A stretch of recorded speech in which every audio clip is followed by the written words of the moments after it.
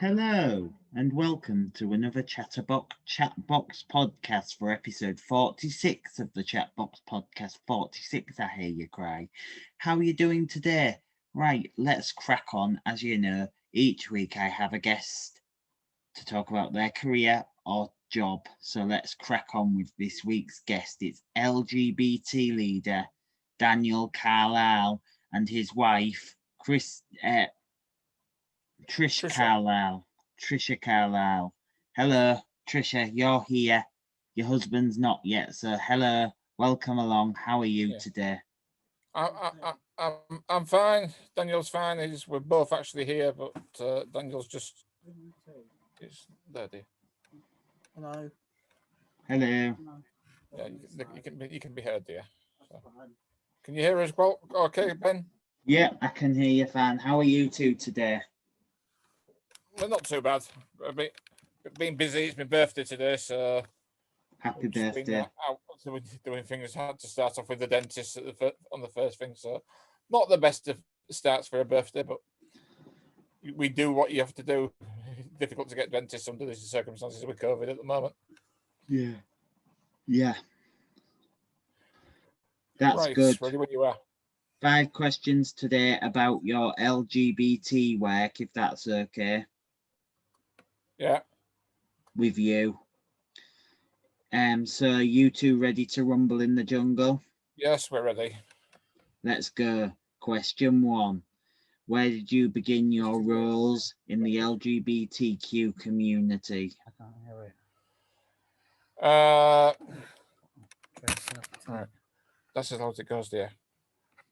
Where did you begin your role in the LGBT community? Where did I? Yes. Right. I started my LGBT role is in Equal Lives in Norwich at Framingham Picket Road, where I started helping people beginning to be an advocate. And then after that, I started helping around being, doing stuff for Pride at Norwich Pride. And really enjoyed that. And I started with the early days of Hull Pride and also the LGBT forum in Hull, and doing some meetings with some of the council community groups who work. That's where I started off, and then also started working within the union, GMB, to do LGBT. I was a diversity lead for quite a while for this region. Brilliant. Question 2. How has your role impacted your life? For me, when you transition, it has a very big impact on lots of things. You lose a lot of friends. You lose contact with a lot of family, especially if you're trans. It affected my workplace quite a lot. My day job, I had a very hard time with the transition. Also, like the community I lived in, I had a lot of transphobia when I first transitioned. We still get some now, but not as much. Yeah, so that was some pretty extreme transphobia for myself, and Daniel suffered some as well. Weren't they? Yeah, I've suffered transphobia quite a lot in Hull. I've been hit in the face. Police did nothing right under camera. Wife was with me. Cut mouth, similar to back home, that went straight to court. And the guy was punished, but not enough as far as I was concerned. And well, the reason why I wanted to transition was because I wanted to be happy, as I wasn't happy in the way I was. Yeah, and that's sometimes different for different people. Because, well, once I had my chest surgery, I started to feel happier. And then I started to talk to Trisha online, and when I had my chest surgery, and we started to talk online, didn't we? Yes. And that was in a group. that group is dead as a doorknob now. No good in Hull. And that's when we realised, Ben, we wanted to make a difference, to make a group in Hull ourselves, There's a lot which of was to help sorry. people There's a lot of LGBT disabled. there's a lot of companies in this day and age that don't accept LGBTQ. Yeah. Yeah, I mean, for myself, when I did transition, for what happened with me was the way I was coping with who I was doing extreme sports and sort of quite a lot of extreme things. Set up by doing full contact martial arts and a lot of whitewater kayaking, and then doing things like base jumping. And then out of all that, I ended up having an industrial accident at work that come damn close to killing me, to the point I was effectively dead for 5 hours by not breathing. I was on a resus for 5 hours, and then after I sort of recovered from that, I decided to make the change because I couldn't carry on as I was. And like I said, my experiences when I first transitioned was I got a lot of transphobia, including things like arson attacks, a gun to the head, assaults, several of which put me in hospital. And again, Humberside police were worse than useless. Fhere. That's one reason why. And I got transphobia in my workplace, but I tried to change that from within through the union. Eventually, that did work. And now my workplace, I'm accepted by and large. The neighbourhood we live in, we're mostly accepted now, but Apart from one. But yeah, we get the odd neighbour that's a little bit phobic, to say the least. But you know, at least we're not getting the extreme violence that we used to do. Yeah. Yeah, it seems Hull's the worst though, because where I come from, I wasn't getting as much as this, you know. Yeah. And I have a son, I have 2 granddaughters, so, and I know at least they're not in Hull and they're not getting this crap. You know, they don't have to see me being bullied. Yeah. But I had help because I'm disabled, being transitioning. We wouldn't be here, would we, if it wasn't for Dawn? Oh. Great lady. She sat me down.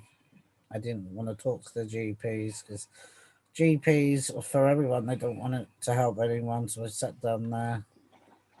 She wouldn't move, and for 3 hours until I told her I want a sex change. And she said we'll have to go through several stages and talk to the GP first. And then she went and buggered off and got these bits of paper. And within 3 months, I was sent to this place to. They have to check you out, don't they? Yeah. And then they sent me to Charing Cross, and now I'm here 11 years later. Had a full sex change. I'm quite happy. One of the other things that's quite interesting is both of us, we were the first trans couple to actually marry in the whole registry office. So yeah, the first person that came to Hull, yeah. And then the next day asked her to marry me as well. Well, so we both, because we've the amount of phobia we've had and problems we've had with our local NHS in sort of dealing with issues that we shouldn't have had to deal with, it should have been resolved, is one of the reasons why we said to the group that we've done today, because in effect the Hull has no real support for anybody that's LGBTQ. Yeah. Yeah, that's brilliant. And yeah. Question 3. What is your greatest achievement in your life so far?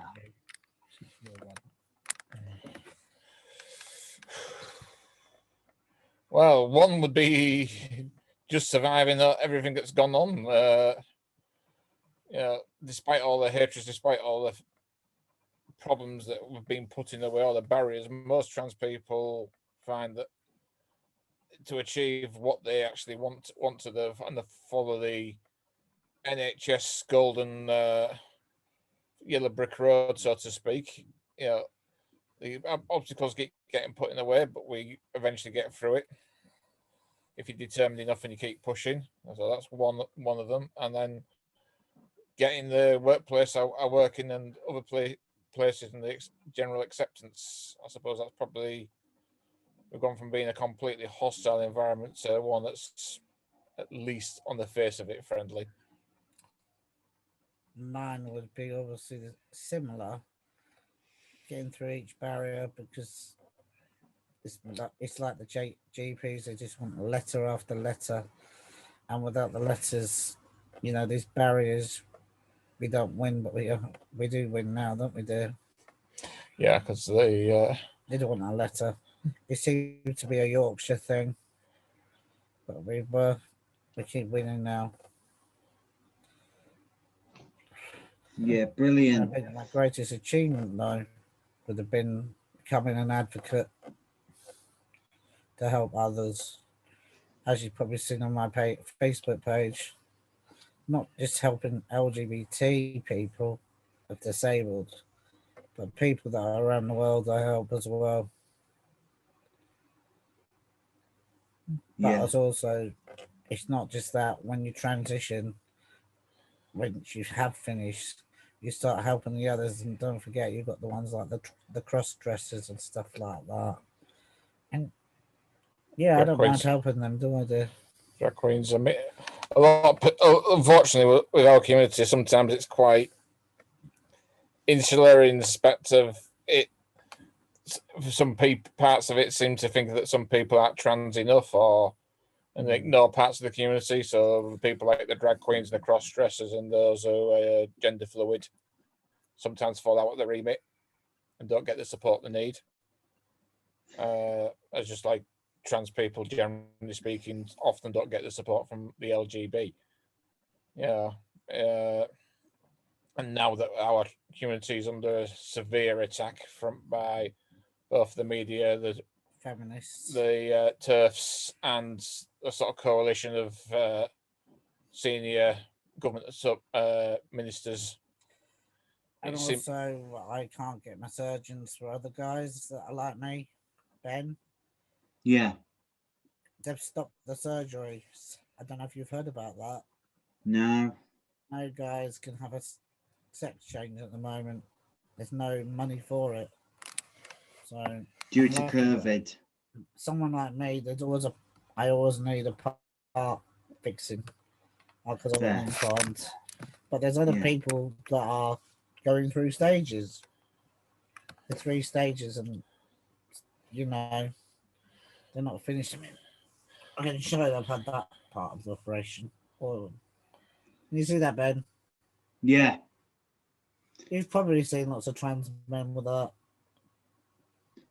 Yeah. The skin graft from the... That's healed as about 2014. Yes. I don't mean to be disrespectful, but it can confuse me at first once the people like yourself have changed over the name, that's all. I have to hammer it in my head 120 times before I say the right name. Yeah. Yeah, well, I mean, most trans people will accept people making mistakes and get used to it. We know that people will take time, if they've known this for years, to get to deal with that. One of the most successful ways I found of reminding people, if anybody's listening, that how to deal with it when somebody refuses to do it, you start calling them by the wrong name back. So, like, somebody called Graham in the canteen where I worked, and kept on referring to me by my dead name after I transitioned. So I just started calling him Lucy every time, and he soon got the point. And now he only calls me by my proper name. So if you do make a mistake, generally just apologize and move on. That's usually the best way. Question 4, how has COVID affected your life and your charity work in the LGBT community? Well, we both had COVID. I mean, the lockdown sort of has never really affected me with my normal day job because I'm a key worker in my normal day job, and so I was been working as per normal. It just made it difficult to do things like union meetings and some of the groups I used to go to. Some of those did carry on with online only, like doing things like this and Zoom. But like I said, we actually caught the virus itself. Obviously, I'll put me in hospital, put Daniel very ill at home with no support. GPs at all. I mean, the people in the community did not do anything to help anybody, as far as I'm aware, who was affected. But so like our so-called community in Hull is basically non-existent. Yes, and I'm a vulnerable person. Just regardless of being how vulnerable somebody is. So that's one of the reasons why we went and did the group. Yeah. It's just restricted. I mean, Daniel's been even more restricted. You've been more or less stuck housebound, haven't you, dear? Yes, I stay in because the GP's actually asked me to stay in as well. Because since I've had COVID, Ben, my lungs have got worse. So Wow. Like I said, for me, put me off for 5 days. Question. Sorry. You go for it. Sorry. I say put me in. But I'd recommend anybody that hasn't had the vaccine to get it because yes, I would too. Yeah, because you really do not want it. It's a very unpleasant experience, and that's at the best.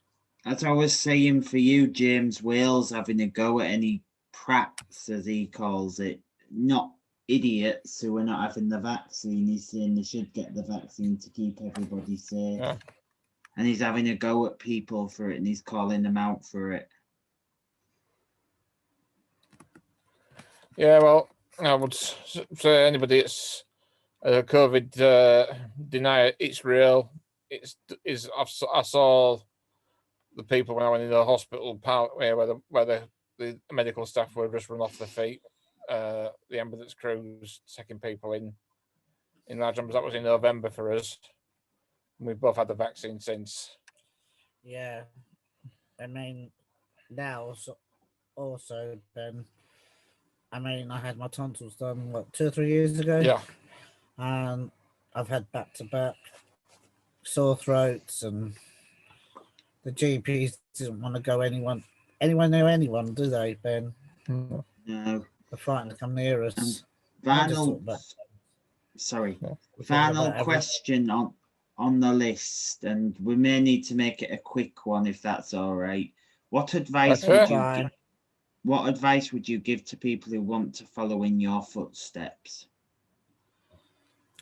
For those who are trans, I would suggest if you want to transition and you haven't already, plan it carefully, research your rights.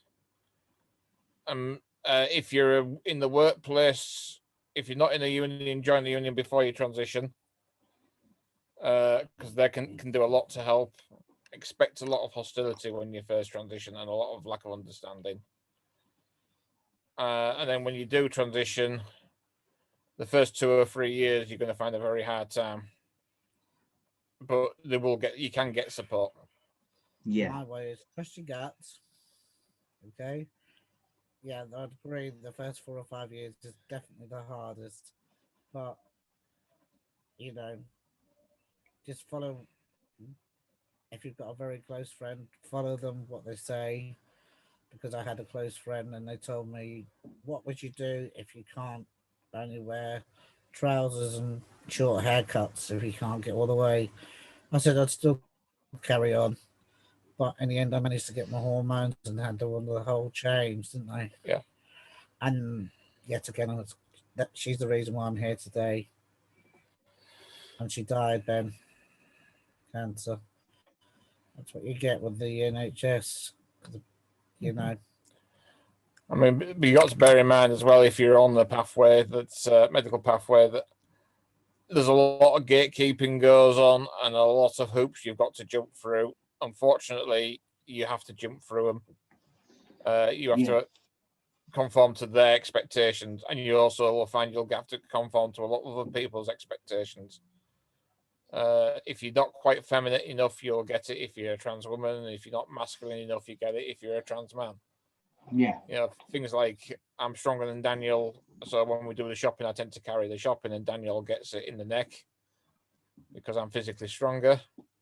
And other people, yeah. That sort of thing still happens. And then because I'm quite capable of doing like things like DIY and stuff like that, I get it in the neck because I don't do all the girly things. And if you're looking at doing the trans a support group, you know, Sorry. I would suggest you pick an area and just stick to one area rather than trying to help put everybody over everything. Yeah, that's brilliant. Sorry, my other guest has arrived. That was my fault. Sorry. I'll just wrap it up. That's it for today. Thank you for joining us. Do join me again soon for another Chatterbox podcast. But for now, please give it up for Daniel and Trisha. Thank you very much for listening and watching. And that's a wrap. Okay. Thank you, Ben. Right. Right, we'll I'll just stop recording. Bye.